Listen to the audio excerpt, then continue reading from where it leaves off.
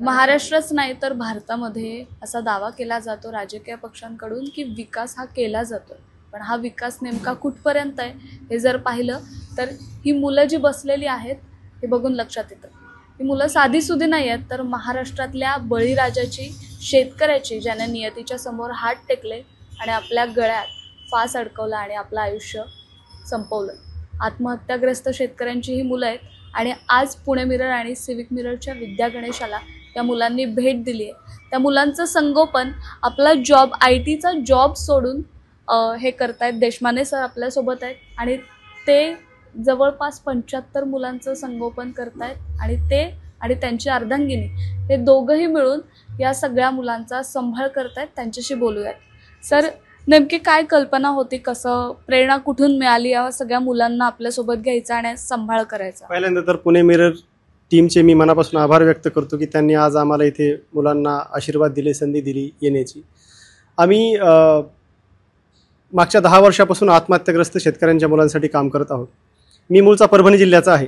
परभणी भाग जर तुम्ही पाहिला मराठवाडा विदर्भाचा, तिथे लहानपणापासून आम्ही आत्महत्या, दुष्काळ, शेतकऱ्यांच्या अडचणी हे पाहत पाहत मोठे झालो आणि शिक्षण घेत असताना असंख्य अडचणी माझ्या आयुष्यातही मला आल्या. 2 रुपये 4 रुपयासाठी मारामारी असायची. स्वतः काम करून शिकलो, गॅरेजवर काम केलं, ट्रकवर काम केलं. पण खूप सारे लोक समाजातले मला भेटले ज्यांनी मला माझ्या शिक्षणासाठी मदत केली आणि एकच जिद्द होती की आपल्याला शिकायचे. शेतीतून ज्या अडचणी निर्माण होत आहेत, आईवडिलांचे जे हाल अपेष्ट आहेत त्या थांबवायच्यात आणि म्हणून मी जिद्दीने माझं मास्टर्स कंप्लीट केलं. मास्टर्स करत असताना बाबा आमटेंचं काम माहीत पडलं, त्याच्यातून प्रेरणा मिळाली आणि नोकरी लागल्यानंतर पुण्यामध्ये मी आलो. पुण्यासारख्या एवढ्या मेट्रो सिटीमध्ये आल्यानंतर मी पाहिलं की 10-20 हजारासाठी एका रात्रीमध्ये उडवणारे लोक आहेत. 10-20 हजार सहजगत्या एका रात्रीमध्ये लोक उडवतात आणि ज्या भागातून मी आलोय तिथे 10-20 हजारासाठी लोक आत्महत्या करतात.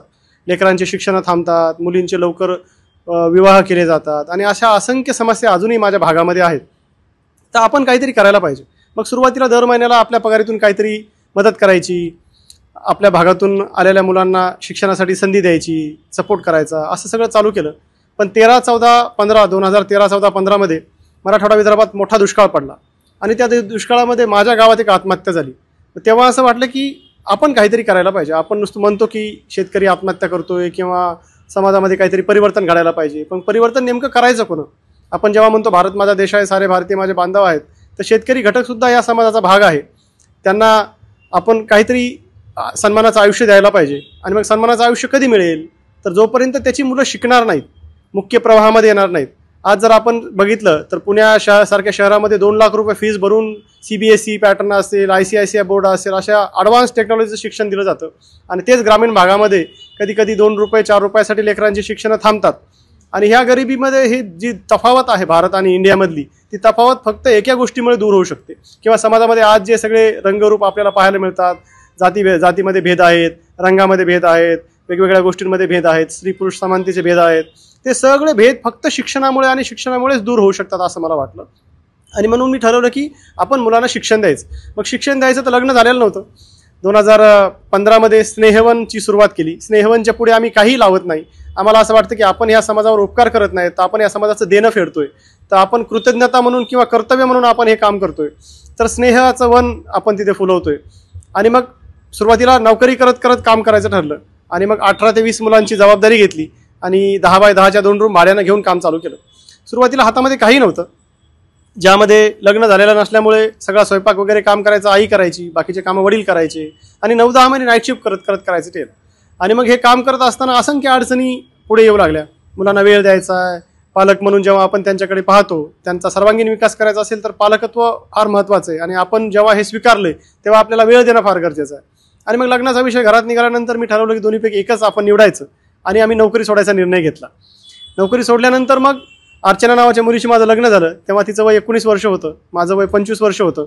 आणि मग तिनं हे सगळं स्वीकारलं आणि सगळा स्वयंपाक वगैरे करायचं काम तेव्हापासून ती एकटीच करते. असं एखादी मुलगी जेव्हा लग्न करून येते तेव्हा एक बेसिक अपेक्षा असतात की आपला मुलगा, आपला नवरा जो आहे तो चांगल्या नोकरीला असावा आणि तुम्ही हे समाजकार्य करत होतात.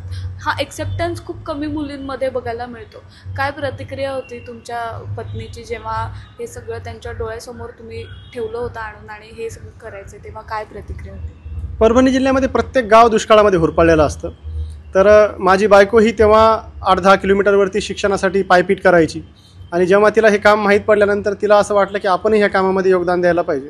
आणि मग आम्ही सोमवारी मुलगी बघायला गेलो आणि शुक्रवारी आमचं लग्न झालं 5 दिवसामध्ये.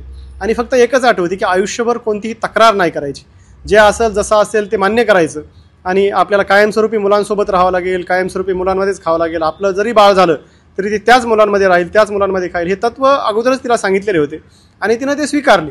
हे तत्त्व आमच्यावर समाजाने लादलेले नव्हते. आम्हाला असं वाटायचं की आपण जे जगतोय ते सगळं आपल्या मुलांसाठी असावं. आपण जर 1-2 मुलांचे पालक असलो तर आपण त्यांच्यासाठी तरतूद करून ठेवतो, पण जेव्हा आपण 100 मुलांचं पालकत्व घेतोय तर आपलं मनही तेवढं 100 पटीने मोठं व्हायला पाहिजे. आणि मग तिनं ते स्वीकारलं. ते स्वीकारल्यानंतर 10x10च्या 2 रूममध्ये आम्ही राहायचो. तेव्हा एकटी सगळ्या मुलांचं ती स्वयंपाक करायची. म्हणजे अक्षरशः 19व्या वर्षी जवळपास 30 लोकांचा स्वयंपाक ती एकटीच करायची. आणि मग तो अतिशय संघर्षाचा काळ होता आमचा सुरुवातीचा. आणि त्या संघर्षाच्या काळामध्ये आमच्याकडे इतक्या म्हणजे शारीरिक, मानसिक, आर्थिक सगळ्याच गोष्टींच्या अडचणी असायच्या. आणि त्याच्यामध्ये 2017मध्ये तिचं मिसकॅरेज झालं कामाच्या लोडमुळं. आणि कामाच्या लोडमुळं मिसकॅरेज झाल्यानंतर मग आम्हाला आमचं पहिलं बाळसुद्धा गमवावं लागलं. 15 दिवसाची ट्रीटमेंट घेतल्यानंतर परत ती स्वयंपाकाला लागली. आणि ह्या सगळ्या सर्कमस्टान्सेसमध्ये नुसतं शारीरिक क्षमता आमच्या कमजोर झाल्या नाही तर मानसिक पण आमच्यावर बरेच आघात झाले. पण एक डोळ्यासमोर मुलांचं भवितव्य होतं की आपण जर जळालो तरच कोणाला तरी प्रकाश मिळेल, तर आपण पुढे येऊन हे काम करायला पाहिजे. आणि हे काम काय एका दिवसामध्ये परिवर्तन आणणारं नाही आहे. तर आपण जेव्हा पहिलीच्या मुलावर काम करतो तर 10वी पास व्हायला सुद्धा 10 वर्ष लागणार आहेत. तर तेवढा काळ आपल्याला द्यायला पाहिजे. मुलांचं भवितव्य जेव्हा हळूहळू बदलायला लागेल ते भवितव्यच आपल्याला अजून एनर्जी देईल, अजून काम करायला बळ देईल. 2017मध्ये जेव्हा तिचं मिसकॅरेज झालं, म्हणतात की जेव्हा कधी कधी वाईट गोष्टी घडतात तेव्हा काहीतरी चांगलं असे देवसुद्धा तुमच्या आयुष्यामध्ये आणतो. ते मिसकॅरेज झाल्यानंतर डॉक्टर रवींद्र कुलकर्णी म्हणून कुलकर्णी हॉस्पिटल आहे भोसरीमध्ये, त्या कुलकर्णी हॉस्पिटलला आम्ही ट्रीटमेंटला म्हणून गेलो. आणि ट्रीटमेंटला गेल्यानंतर त्यांनी आम्हाला म्हटले की आम्ही तुमचं कुठेतरी वाचलेलं आहे आणि तुम्ही खूप छान काम करता. आणि ते आमच्याशी जोडले गेले. 2017मध्ये परत प्रीमॅच्युअर डिलिव्हरी झाली. रात्री 2 वाजता आम्ही ॲक्टिव्हवर डिलिव्हरीला गेल्यानंतर 1.5 किलोचं बाळ होतं. ते 1.5 किलोचं बाळ घेऊन ते म्हटले की तुम्ही ह्या 2 रूममध्ये झोपू नका, याला इन्फेक्शन व्हायची भीती आहे किंवा याला बाकीचं काहीतरी होईल, तर तुम्ही वेगळं राहा. तर मी म्हटलं की आम्ही पहिल्यापासून एक तत्त्व ठरवलेलं की आम्ही मुलांना सोडून राहणार नाही. आमचं एक 10x10च्या सिंगल रूममध्ये आजही आम्ही राहतो आणि आम्ही मुलांसाठीच पूर्ण आयुष्य समर्पित केलेलं आहे. तर आम्हाला यांचं आयुष्य घडवायचं आहे, पालक म्हणून आम्हाला यांच्यासाठी वेळ द्यायचा आहे. तर ते म्हणले चालतंय. आणि मग त्यांनी ते 2 वर्ष काम पाहिलं.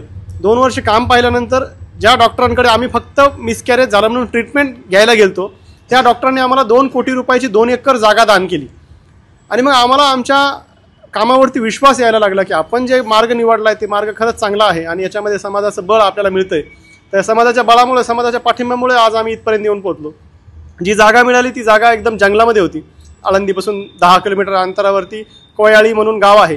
त्या कोयाळी गावात ही जागा होती आणि आजूबाजूला 2-3 किलोमीटरवर घर नाही, काय नाही, सगळे काटेरी झाडं होते, रस्ता नाही, पाणी नाही.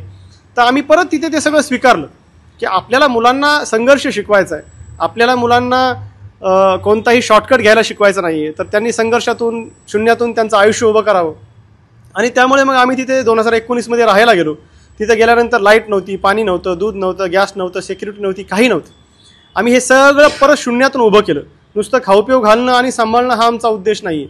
तर best of the best quality, चांगल्या घरच्या, चांगल्या शाळेतल्या मुलांना जी सगळी मिळते ती सगळी तिथं आपण द्यायची. अनेक वेगवेगळे प्रयोग आम्ही तिथे करतो. डॉक्टर रघुनाथ माशेलकर असतील, डॉक्टर प्रकाश आमटे असतील, डॉक्टर तात्याराव लहाने असतील, डॉक्टर रवींद्र कोले असतील, बरेच IAS ऑफिसर असतील, त्या सगळ्यांनी स्नेहवनला भेट दिली, मुलांशी संवाद साधले. तुम्ही जसं म्हटलं तर हे आज आपण ज्यांना भेटलो सिद्धार्थ जाधव, तसे कलाक्षेत्रातले मृणाल कुलकर्णी असतील, प्रसाद खांडेकर असतील हास्य जत्राचे, पॅडी कांबळे असेल, दृश्यममधले कमलेश सावंत असतील, हे असे बऱ्याच लोकांनी सुद्धा स्नेहवनला भेट दिली की काय वेगळा प्रयोग चालतो, काय नाही. तर त्याच्यामध्ये आम्ही शिक्षणावर सुद्धा वेगवेगळे प्रयोग तिथे करतो. तर त्या स्नेहवनात राहणारी जी मुलं आहेत ज्यांच्या वडिलांनी आत्महत्या केलेल्या आहेत किंवा शेतकरी वडिलांनी आत्महत्या केलेल्या आहेत, त्या मुलांची आपण बोलूया. तुझं नाव काय आहे आणि तू किती वर्षाचा आहेस आणि तुझं गाव कुठलं? माझे नाव नैतिक विनोद वाघमारे. मी आता 7वी शिकतो. मला मोठं होऊन कीर्तनकार बनायचे. आणि तुला काय व्हायचं? नमस्कार, रामकृष्ण हरी. माझं नाव शिवराज गजानन रोकडे. मी आता 7वी शिकतो. मला मोठं होऊन वकील बनायचे. वकील बनायचं? हां, जोरात बोल. मला वकील बनायचे. वकील बनायचं तुला. तुला काय व्हायचंय मोठं? नमस्कार, रामकृष्ण हरी. माझे नाव अमर विनोद कदम. मी आता 7वी शिकतो. मला मोठं होऊन वकील बनायचे. आणि तुला? नमस्कार, माझे नाव प्रणव. मला मोठं होऊन कलेक्टर बनायचे. कलेक्टर बनायचं. आणि तुला काय व्हायचंय मोठं होऊन? नमस्कार, रामकृष्ण हरी. माझं नाव पवन श्रीपद बिरादार. मला मोठं होऊन ब्लॅक बनवायचं. काय? Black commando. Black commando. तर आपण आता पाहिलं या मुलांची स्वप्न खूप मोठी आहेत, दुःखाचा डोंगर आहे, पण त्यांच्या डोळ्यात ज्या आशा आहेत, ज्या आकांक्षा आहेत, त्यांच्यासमोर आपला संघर्ष कुठेतरी आपल्याला क्षुल्लकच वाटतो. पुण्याहून आकांक्षा यादव, सिविक मिरर.